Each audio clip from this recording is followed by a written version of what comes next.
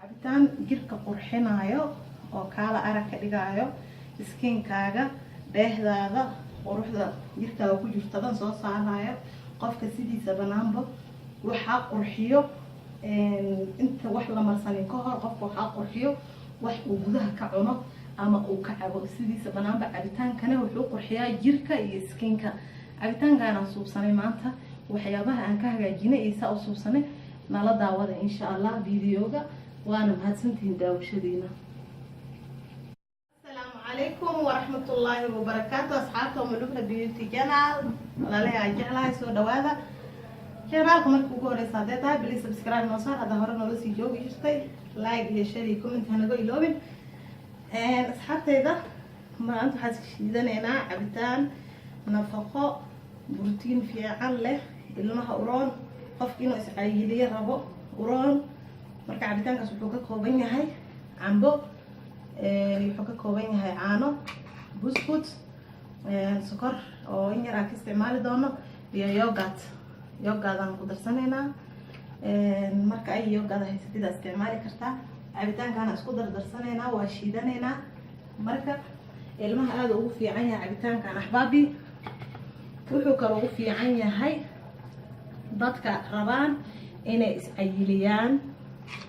rag iyo dumarba qofkii raba inuu yacni cayilo uu saacideynaya aad ugu fiican yahay marka insha Allah hal isla ogaado axbaabi marka saasaan isugu darsanayna saxaabteeda waxaan rajeynayaa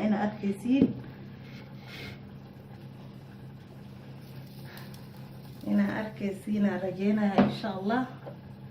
waxaan ku darsanaynaa hadda yogurtkeeni ku darsanaa axbaabi waxaan ku darsanaynaa caani aan ku darsanaynaa marka hadda saas wuxuu ku aadayaa mishiinka wax yar oo waxaan ku darsanaynaa biyo oo talaajada aan kasoo baxsanay aan ku darsanaynaa qofkii rabana baraf ayuu ku darsan karaa marka biyaha ma ka badinin waa shiidanaynaa markaa shiidamada iisoo noogu soo baxa isla arkeena insha Allah la socod wanaagsan marka axbaabi cabitaankan hadda soo shiidanay saas oo noogu soo baxaya arkaysiin marka asxaabteeda waxaa idin dhihi lahay cabitaanka jirka xataa skinka quruxu ka dhigaa wax la marsado kaliya qofka qurux ma ka dhigto wixii la caawo gudaha laga isticmaalo qofka quruxay ka dhigtaa way saacideysaa jirka skinka dhan quruxu ku noqonayaa kaala aragan ku dheeha isla ogaado ilmaha la ogaado xaajiyaasha la ogaado adiga naftirkaada isla ogow hadaa hooy tahay ama gabar aad tahay marka skinka inaa yaani qurux ku noqdo ka saacideynaya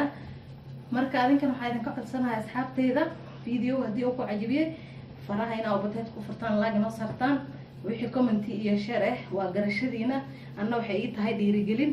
marka ku soo dhawaada mar kale channelkeeni waa Umulubna Beauty Channel oo mar walba uga barateen waxyaabo idin cajibinaya insha Allah soo dhawaada